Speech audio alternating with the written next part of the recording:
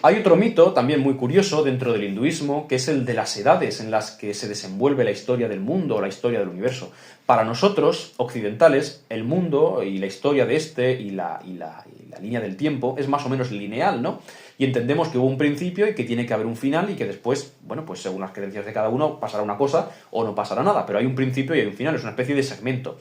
Para los indios, para los hindúes, esto es más bien una línea recta, es decir, esto ni tiene principio ni tiene fin, o más que una línea recta, mejor, si me apuran, un círculo. Esto no se acaba y no comienza, no porque no sepamos dónde está el comienzo, sino porque no existe, porque es un círculo, ¿no? Porque es un ciclo que nunca acaba. Se cree dentro del hinduismo que hay 4 edades dentro de uno de estos ciclos, no valga la repetición. Las edades se llaman yugas, ¿de acuerdo? De manera que tenemos la edad del oro, se llama Satya Yuga, tenemos la edad de la plata, que se llama Tetra Yuga, tenemos la edad del bronce, Dwapara Yuga, y por último la del hierro, que es en la que estamos nosotros actualmente, que es Kali Yuga. Se sobreentiende además que la edad de oro, ¿no?, como comparación con el oro, es la edad perfecta, es la primera en la que las 4 grandes virtudes todavía no han sido pervertidas y viven y campan a sus anchas en la humanidad, y que a medida que pasan las 4 edades se va perdiendo una de las 4 grandes virtudes, de manera que actualmente en la del hierro, en la que estamos, solamente una, que ya veremos cuál es, pervive y permanece a duras penas.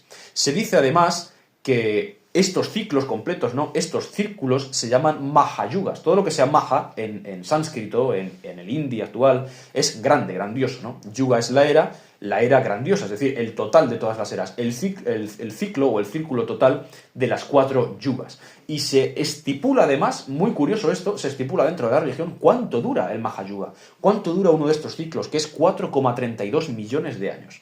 Exactamente. Y se dice que esto, en la vida celestial del dios Brahma, que es el dios arquitecto del cosmos, representa solo 1 hora. Sin embargo, el ciclo no solamente es esto, no se remite a la Mahayuga, sino que tenemos ciclos mayores, llamados kalpas, que abarcan 1000 Mahayugas, es decir, 1000 ciclos de los que vemos en pantalla, ¿no? 1000 retornos a la edad del oro, a la edad de la plata, del bronce y a la edad del hierro. 1000 veces eso repetido compone un kalpa, que se dice que en la vida de años celestiales, que veremos cuánto es un año celestial a continuación, del dios Brahma, representa solamente un día. Es decir, lo que le da tiempo a hacer al dios arquitecto sagrado, al dios creador, entre comillas, en un día. Si lo multiplicamos, ¿no?, en la cifra anterior, tenemos 4.320 millones de años. Eso es un día del Dios Supremo, es decir, 1000 veces el ciclo de los Mahayugas. Pero no acaba ahí, sino que el Dios, como una entidad, pertenece a la Trimurti, pero vimos que Brahma está bastante sujeto a las pasiones, ¿no? Es un Dios bastante cuestionable en algunos aspectos, pues también está sujeto al placer, ¿no?, o a la necesidad de dormir. De manera que cuando pasan esos 1000 Mahayugas y esos 4.320 millones de años, Brahma siente sueño. Y Brahma se retira a dormir. Pero cuando un Dios creador se retira a dormir, no es como si se retirara uno de nosotros, sino que la creación se paraliza y entramos en una noche cósmica, en una noche casi eterna, que dura lo mismo que el día. Dura 4.320 millones de años. Esa noche se llama Pralaya. Y es el periodo vacío en el que después de 1000 Mahayugas y 1000 ciclos de edades, ¿no?, y de pérdida y de ganancia de valores y demás, pues decide dormir Brahma y todo se pierde. Pero no acaba ahí la cosa, sino que tenemos un nivel superior, que es el Mahapralaya, es decir, el sueño definitivo de Brahma. Brahma, como vimos, es un dios también, casi está rondando lo menor, ¿no?, aunque pertenezca a la Trimurti, y los Brahmas mueren. ¿Y por qué digo los Brahmas? Porque en cada universo hay un Brahma, no hay un Brahma supremo, sino que en cada universo, el nuestro, tenemos uno que ha decidido componer nuestro universo con estas leyes de la física, ¿no?, y con estas leyes de la realidad, pero en otros habrá otros Brahmas actuando de maneras completamente insospechadas. Bueno, pues cuando vive su vida completa este Brahma de nuestro universo, que vive además siempre 100 años celestiales, Brahma desaparece. Retorna a Vishnu, al ombligo de Vishnu del que nació, y ese Vishnu, con esas inspiraciones y expiraciones, crea universos nuevos, pues constantemente, ¿no? Si multiplicamos las cifras que hemos visto antes por los 100 años celestiales que vive el dios Brahma, llegamos a la conclusión que un universo, un cosmos, o que un Brahma, que sería un sinónimo, vive o perdura durante 153 billones, con B, billones de años humanos. Creo, como apuntó Mitchell el otro día en la conferencia, creo que es una de las pocas religiones que se mueve en cifras tan increíblemente inabarcables de tiempo. No estamos hablando de años ni de miles de años. Hemos creado además una categoría nueva que son los años celestiales para abarcar la increíble cantidad de tiempo que estamos manejando. Bueno, y efectivamente, como decíamos, cuando llega ese Mahapralaya, pues simplemente Brahma se funde con su origen y en esos universos nuevos vuelve a renacer como otro Brahma. Se dice también que esas edades, ¿no?, o que esos tiempos que estamos atravesando, que ha atravesado el cosmos nuestro y los otros cosmos, y los cosmos que vendrán en el futuro, están apoyadas sobre el lomo de un toro. Nandi es la montura de Shiva, a veces se dice que es el mismo Nandi, ¿no?, este toro, otras veces se dice que es un toro simbólico. En cualquier caso está sobre el lomo de un toro apoyado el Dharma de ese cosmos, es decir, la vía recta, el buen camino. Como decíamos, a medida que avanzan las eras, se pierden valores fundamentales. Los 4 valores fundamentales son los que vemos en pantalla ahora mismo, son la austeridad, la pureza, la compasión y la verdad. Por ese orden. Además, por ese orden se van perdiendo según van transcurriendo las eras de la humanidad, ¿no?, las yugas. De manera que en la primera yuga, la del oro, están las 4, en la segunda se pierde la austeridad y la humanidad empieza a buscar todo lo que tenga que ver con la riqueza. En la tercera, o en la segunda, para entrar a la tercera, se pierde la pureza de corazón. En la cuarta, cuando entramos en la cuarta, solamente tenemos la compasión y la verdad, y a medida que va avanzando la cuarta, que es la nuestra, que es Kali Yuga, solamente queda una, que es la verdad. Solamente queda un recurso al que podemos acudir, ¿no?, para comprender quién es Dios y quiénes somos nosotros, que es la verdad que permanece en el mundo, pero que un día desaparecerá también. Y se asemeja a esto, se compara con las patas del toro. El toro tiene 4 patas y a medida que van pasando las eras va perdiendo una de ellas, ¿no?, o va quedándose inutilizables. De manera que actualmente, que estamos en la última era de nuestro ciclo, ¿no?, de este Mahayuga, el toro del Dharma solo está apoyado en una pata y se tambalea seriamente. Y pronto, dicen los hindúes, pronto en años, pues estamos viendo las escalas de tiempo que tienen, ¿no?, pero bueno, pronto en estas escalas de tiempo, este toro no podrá soportar más el peso, apoyado solamente en una pata, y se caerá. Y cuando el toro del Dharma caiga, no hay ningún drama, sino que simplemente nuestro cosmos desaparecerá, se transformará y volverá de nuevo a la primera de las eras, ¿no?, a la era del oro, como veíamos, a la Satya Yuga. Como decíamos, este toro muchas veces asimilado con Nandi, con la montura de Shiva.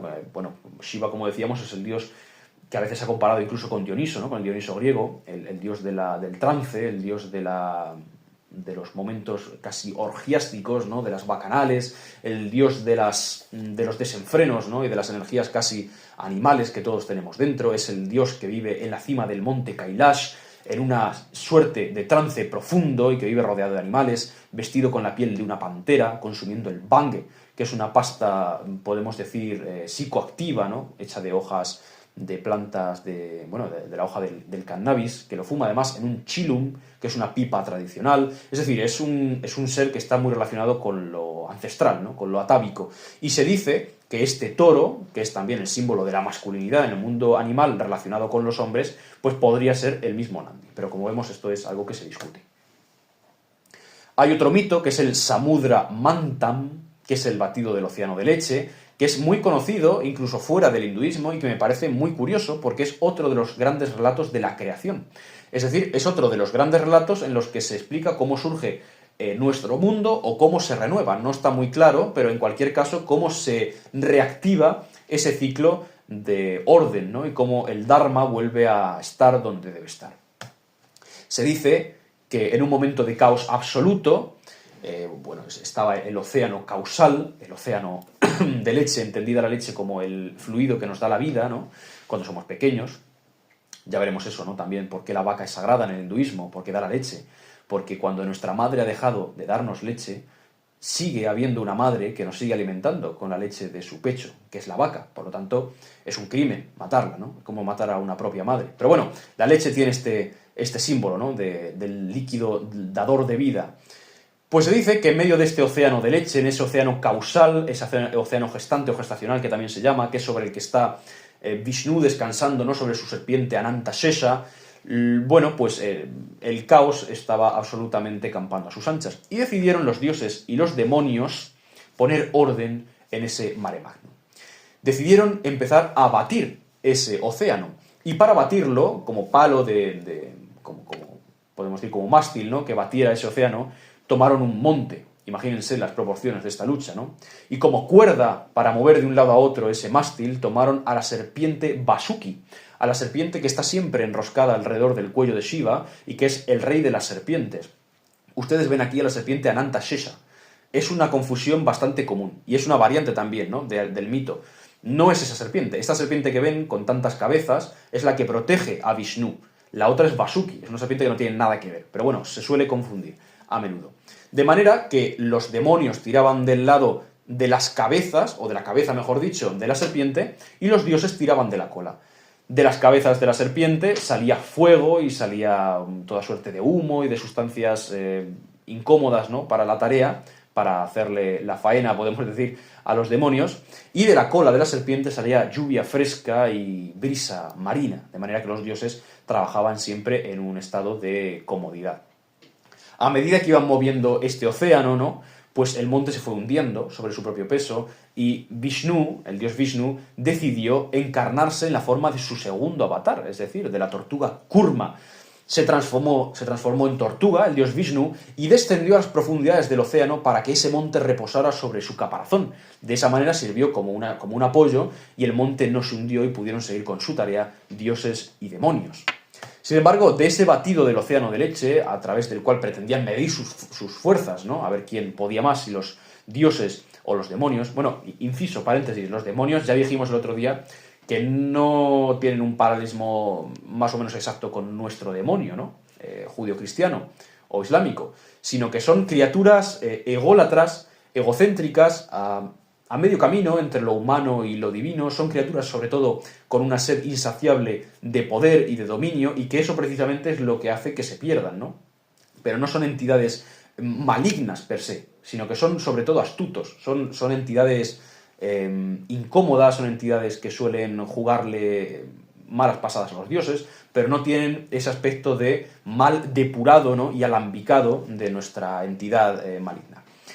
Como decíamos, a la medida que van batiendo este océano de leche, de esas aguas van saliendo ratnas, es decir, van saliendo regalos de los dioses. Uno de ellos es Airavata, el elefante de 4 colmillos que más tarde cabalgará Indra, el rey de los dioses, perdón. Surge también un caballo de 7 cabezas, un caballo fabuloso. Surge Lakshmi, la diosa de la fortuna y que será la esposa del dios Vishnu. Surgen un montón de cosas. Surge también la vaca de los deseos, que tiene una historia que contamos el otro día, que se relaciona con la historia del avatar Parashurama, un avatar de Vishnu. Permíteme que no entre de lleno en esto porque ya se vio el otro día, ¿no? Y surgen un montón de cosas. Además, también surge una que es la personificación del bien y otra que es la personificación del mal más absoluto. Permítame empezar con las malas noticias. La personificación del mal que surge de las entrañas del océano de leche es el veneno Hala Hala. Es una pócima letal que sale con ese movimiento de fricción entre dioses y demonios, que sale, como hemos visto, despedida, ¿no?, de las entrañas del océano, y que amenaza con caer en tierra, de tal manera que si cae en tierra acabará con todo lo que vive en ella y acabará con la incipiente creación que está teniendo lugar. Bueno, pues la solución a la que llegaron los dioses, o más bien el dios Shiva, fue rápidamente, para evitar que el mundo muriera y que sus criaturas perecieran antes de tiempo, porque él es el dios de la destrucción, pero la destrucción para crear algo nuevo, ¿no?, y en su momento, no en ese momento, que era el de la creación, acude a donde va a caer ese veneno Hala Hala y lo traga para salvar al mundo. Sin embargo, en ese momento, su esposa, que estaba allí, Parvati, ¿no?, tirando en el lado de los dioses, acude a donde estaba Shiva y antes de que el veneno entrara en su estómago y antes de que lo pudiera matar, porque estos dioses son dioses, pero bueno, están en este momento, ¿no?, cansados, son vulnerables ante ciertos estímulos, pues antes de que ese veneno, como decimos, entrara en su estómago, llegó a la playa, agarró a su marido por el cuello con tal fuerza que constriñó su esófago y el veneno no pasó, se quedó, podemos decir, atascado en su garganta. Por eso se llama a Shiva, en el hinduismo, el Nilakantha, es decir, el de la cabeza azul, porque solamente el efecto del veneno quedó en su cabeza.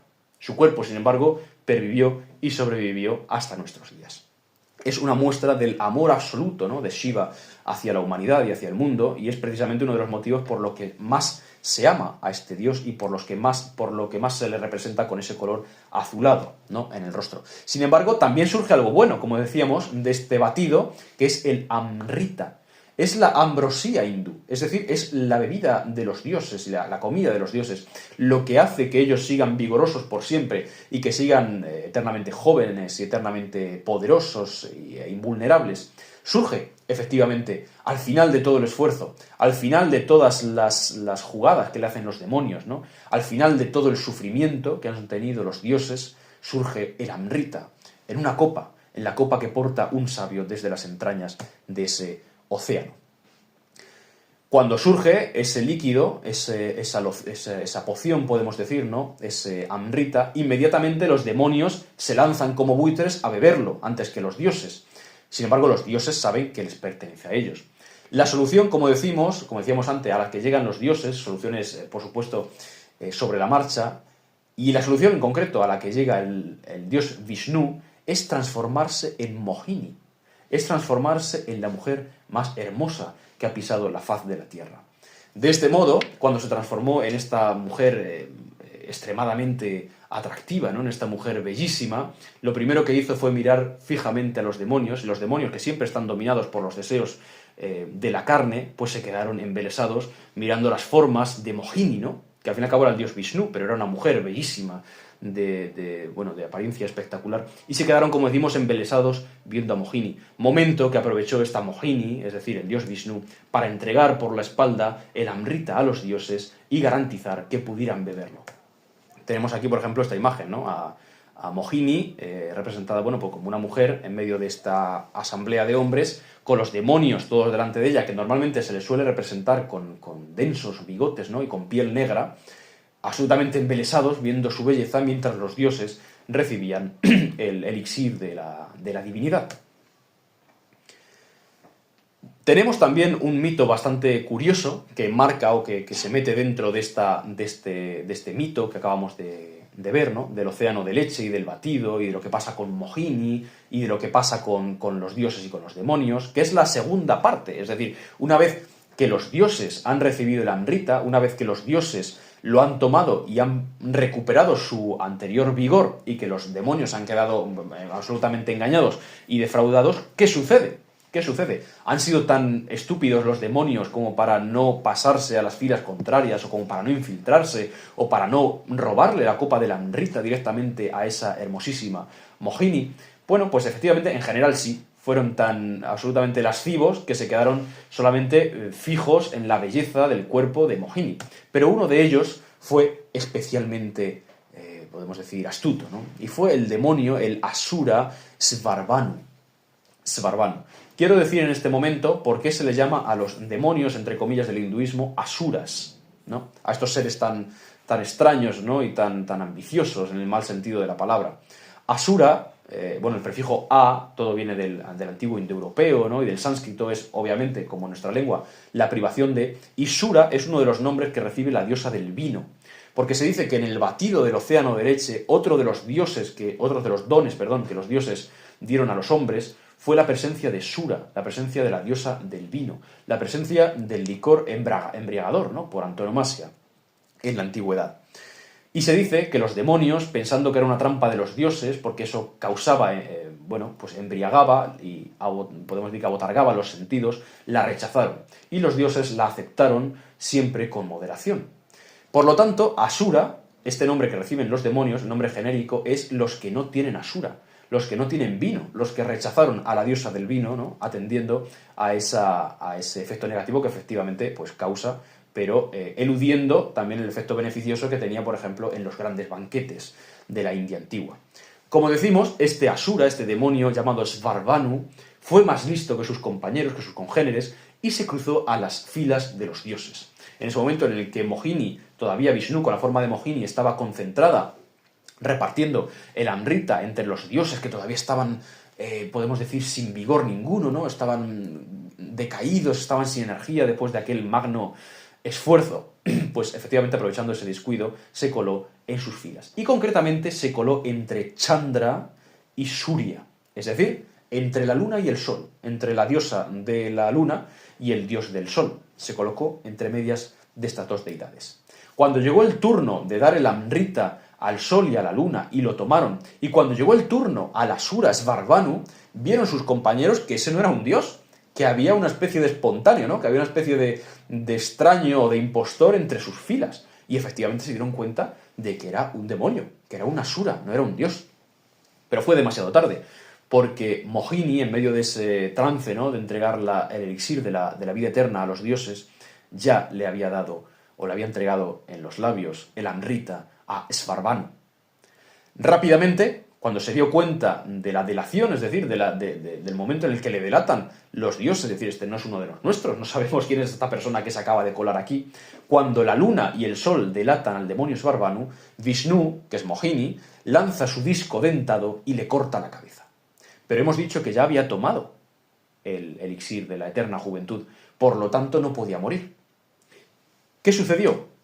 Su cabeza y su cuerpo quedaron vivos por separado, como entes absolutamente independientes.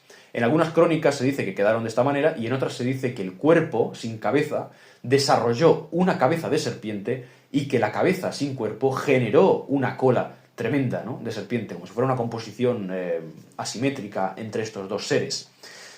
De manera que la cabeza recibió el nombre de Rahu y el cuerpo recibió el nombre de Ketu. Este ser, iba a decir Dios, no es un dios, es una asura, esta especie de ser híbrido, ¿no?, que ya era inmortal, bueno, pues los dioses no sabían muy bien qué hacer con él, porque no podían matarlo y tampoco podían devolverlo a donde estaban los demonios, porque había bebido el elixir de los dioses. Y bueno, se conformaron con dejarlo simplemente existir. Este ser migró a las capas externas de la tierra y se enroscó alrededor del mundo, con ese cuerpo en forma de serpiente. Y le guarda, dicen los hindúes, un odio cerval, un odio además eterno a sus delatores, al sol y a la luna. De manera que está constantemente en ese círculo que conforma alrededor de la Tierra, persiguiendo a la Tierra y persiguiendo al Sol, ¿no?, intentando devorarlos, intentando acabar con sus vidas, intentando destruir a aquellos que evitaron que él pudiera convertirse en un dios, ¿no? El pecado de la ambición desmesurada, el pecado de querer ser más de lo que realmente eres, lo que los griegos llamaban hibris, ¿no?, una hibristes. Efectivamente, esto, dicen los hindúes, esta persecución es lo que ocasiona que en algunos momentos extraños, que ellos no sabían muy bien por qué, ni cómo pasaban, ni cuándo iba a pasar el próximo, la luna se tiñera de rojo. Es decir, la cabeza Rahu, la cabeza de este Asura, persiguiendo a la luna, había conseguido darle caza y la había tragado. Por eso la luna se había vuelto oscura, se había vuelto rojiza. Un eclipse, luna, es la explicación de los eclipses. No obstante, como es una cabeza que no tiene cuerpo, en la mayoría de las explicaciones, ¿no?, en la mayoría de los mitos, de las versiones del mito, como es una cabeza sin cuerpo, esa oscuridad solamente dura unos minutos, que es el tiempo en el que está en el interior de la boca de este demonio, Svarbhanu. Posteriormente, no tiene otra opción ni otra posibilidad el demonio que esta luna que acaba de tragarse, que un día lo delató, salga por su garganta cortada y vuelva otra vez al ciclo hasta que en la siguiente momento, vuelva a poder darle caza y suceda el mismo fenómeno. De igual manera con el sol. Veían los hindúes antiguos, ¿no?, de la época védica, que en ciertos momentos el día se hacía noche y que el sol se volvía oscuro. ¿Qué acaba de suceder? Pues la imagen que tenemos aquí es bastante explícita y bastante clara. Es la cabeza de ese Svarbhanu, es la cabeza cortada de ese Asura que acaba de tragarse a Surya, es decir, al dios del sol, es decir, al segundo delator, que dijo que no era uno de los dioses y que podemos decir que puso en evidencia su excesiva querencia al poder, a la fama y a la ambición. Con esto acabo la conferencia, con este mito tan curioso, con esta explicación ancestral de lo que es un eclipse, ¿no?, dentro del hinduismo pauránico y dentro del actual y del védico antiguo también. Simplemente quiero remarcar que nos encontramos ante una religión viva, es decir, esto no son cuentos. En ningún momento y en ningún caso los mitos son cuentos, pero en este caso menos, porque hay miles de personas que los creen a pies juntillas, que en su día a día ven que esto es la explicación de los fenómenos que van viviendo. Sin más, acabo. Muchas gracias por su atención. Si tienen alguna pregunta o algún comentario, pues estaré aquí dispuesto a escucharlo.